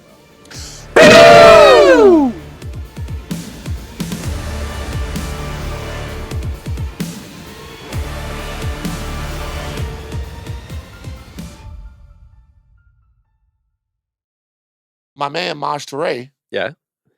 I wanna break this out because we need you to do this. He had an idea. What do I need to do? He has a group of people called the Solutionaries. Oh. And they come up with stuff. You know, Maj comes on there, like he comes on my comments and I post something and he go, all you niggas are wrong. But I'll do like an idea that he had, my nigga Maj. He said he needs one of his white solutionaries Okay. to say the N-word Mhm. and then start a GoFundMe. And then they will break the money in half. Fun. Oh. So Steve, I was thinking Oh. So, that Sacktivists. the summer's happening. right. We need you to do your part. Okay. N-word video. Okay. Mhm. Like I'm not, Lisa. yeah, but not. We need you to go. I need you to go to elementary school, like an all. Oh, okay. Just like girls unload. elementary school. Oh, I need you okay. to go to like the Upper West Side and really just Yeah. like, I was thinking like you go to like a nursery, you know? Sure. Just call it Like- like a little infant. Right. Just whisper in their ear. Right. Yeah. Just like get them right there, like a little. Right. Like you just do it. Like it's a wish. Like yeah, exactly. Wait, but here's the thing. Does there need to be a lot of black kids around, or like you find the one black kid surrounded by white people? Sorry, I'm missing that a makes step. it even I'm missing a worse. step But where wait, I need a but- GoFundMe, but though. wait, I'm but missing- wait a I'm missing second. Hold that on, we'll step. get there. We'll get But there. we're gonna Right, get we'll there. We'll get there. But it's not just black Okay. this time. I need you to be the Santa Claus of racial slurs. I need you to hit everyone. I need you to go house by house, Okay. hitting everyone Mhm, Come down the mhm, chimney with care. and filming it all. Sure. mhm. Because then we need your people to really get engaged. Right. GoFundMe, and then we do two things. We need $2 million from the GoFundMe. He came down the So chimney, wait. Came Okay. down the chimney just like a blur, just like a to blur. go to your child's broom And call. and call him a slur. And There's no way this is making a podcast. There is no way. This do is like my that poem. idea. This is my idea. Steve, you do it, then we get the money, Mhm. and then this is what we do. We give some of the money to black women in STEM. Sure. We give some of What the about the money arts? We got to get back to the arts. Arts. to the arts. Put them Yeah. in band. Boom, boom, boom. We give away 20% of the money. Sure. Mhm. We give some money to the Cave of Adullam, young black boys, Okay. right? The whole nine. And then we pulled one over on you that donated to the GoFundMe. We got them. Yeah. Yeah. If these racists got it like this, if that's what they on, Mm. Okay. this is what you need. You need to be Judas and the White Messiah. Right. You You got to need be to- Lakeith. You got to be. You I are gotta be Lakeith. We need to sing you in. This is what we've never had. What we've never really had was a white double agent. This is like a martyrdom kind of a thing. Well, Maybe. It kind might of, end up that way. it A martyrdom probably- thing for my community. Yeah, I would say. we've never had because I'm We've never we've never had a white mole. not really. They Yo, John said Brown. he wasn't no goddamn mole. John That's Brown true, he was wasn't like a mole. He John was a Brown martyr, was not a mole. Walking down the street, going, "Hey, if you against abolition, you're dead." Right. That's He what was very John Brown clear. He doing. was very John clear. John Brown was like walking down the street. Hey, like, how do you feel about slavery? Hey, I'm how actually- you feel about slavery? You like slavery? Boom. You're dead. Okay. But we've never really had a mole on our side. They Okay. put so many moles in our shit, and there's some more moles out there, and we know who you guys are. We just be like liking your shit anyway to keep you close. But Steve, you could be Right. that mole. Your Okay. first mission Slurs for a cause. is slurs for a cause. Your Slurs first for a mission cause. is to get this money. Now we stealing this idea from Maj Toure. Okay. But we could cut him in. He got the Black Guns Matter. It joint. is really like racial slurs, question mark, profit, though. Not question mark, Not question profit. mark. We take their money and we use it. Think about So how here's what happens, right? Steve, think about how mad they gonna be Right. after they think that you're for the cause. Right. And then you dancing with Coco Jones Yeah. at a party that And I'm like, I got kids through college. You got kids to think about how mad they're gonna be. You gotta All do right, this. we're not Steve. Scott's Tot and fucking Steve over here sending black kids to college off the N word. Come on, guys. Why not? What's wrong with that? You don't want to see First black, of all, black how children many? educated? How much we really get? And how much did that white woman, the mom, get? She got 600,000, but she got 600,000, but she only concentrated on black. I'm saying Steve has to offend everyone. I gotta let it sing. Let the chopper fly. Okay. Steve, let it sing. I'm talking about And you we gotta put- sending you to Quinceañeras. We sending you to Quinceañera. we sending you Honestly, at this everywhere. point, they might be like, hey. Maybe. Maybe. You don't know. We sending you like Jesus Charles Christ. is real. like we sending you all over the place. I think we can get, and plus with Steve's look, she was Sure. a woman, right? With Steve's look, we can get to 2 million. That's fair. We And can you get gotta to And I $2 gotta million. complain a lot after. Wait, bro, you got to be like, dog, they took my They house. took everything they from took me. my They gotta, job, yeah. They They put took him my on the manosphere kids. circuit, just Yeah. on the Theo Andrew Vaughn Tate. vitamins. Joe Yeah. Rogan, the whole thing, Yeah. brother. We need it. Alex Jones, Right. Yeah. everywhere. Nick Fuentes, the whole deal. And then we just pulled the wool from under their eyes. Clay Yeah. Travis, the There you whole go. thing. Clay Travis, that nigga's Yeah, terrible. but what happens when they like, this white boy took a black woman to see Selma? They By gonna, the- by they the gonna ti- be by the like, he time- not for the cause. by the time they find out, he's I've been already ran off. undercover for Yeah. so long. It'll be too late by then. But y'all don't Yeah. understand. Deep undercover. Y'all don't understand. They give the money out of rage. They're Yeah. not thinking. They just go. I went and looked. We did it on higher learning. I went and looked at some of the names. These people's names was crazy. Some of the names was funny, y'all. I bet. Racism was funny. Some of the names was funny. But this is an extended post credits. This Sure. is like the post credits. We are to not Thunderbolt. putting this in the. There is Oh, no it's way. gotta go That's in. got to go. I- It's There's got to go no in. way. It's gotta go in. I'm down for the cause. It's like this is like Steve to a black elementary school. You got to go in. Right. I don't co-sign any of this. and then I try to get a picture. I'm of happy you. that was brainstorming. I'm happy, But but this is the problem, though. No. We've never had a mole. I'm serious. fair. We've never I had love- a mole. I love Steve too much to make him. It doesn't end well for the moles. What if I take this Nah, to like it don't. a years long extreme where I'm like, That's too I long. make this my life, and then at Pause. the end of my like But then, Orson Welles fortune, but then where does old Steve Then it all start goes. and then the new Steve begin? No. I've always been this way. I'm like Lathan. All right. I'm never. Can we get I'm to always. Andor, please? I'm never not going to take the wig All off. right, we got to do. But I'm telling you guys right now. Don't dismiss this idea. This Think is about a it. good idea Let's that tuck it away. Maj Let's had. Not yet. tuck it We'll away. keep that in the tuck. This is a good idea that Maj had. Motherfucker, you're the Luthen of the ringer because I'm just like, we can't Yeah. take your ass together. I need you to think like a leader. Like, yeah. That was good. All right.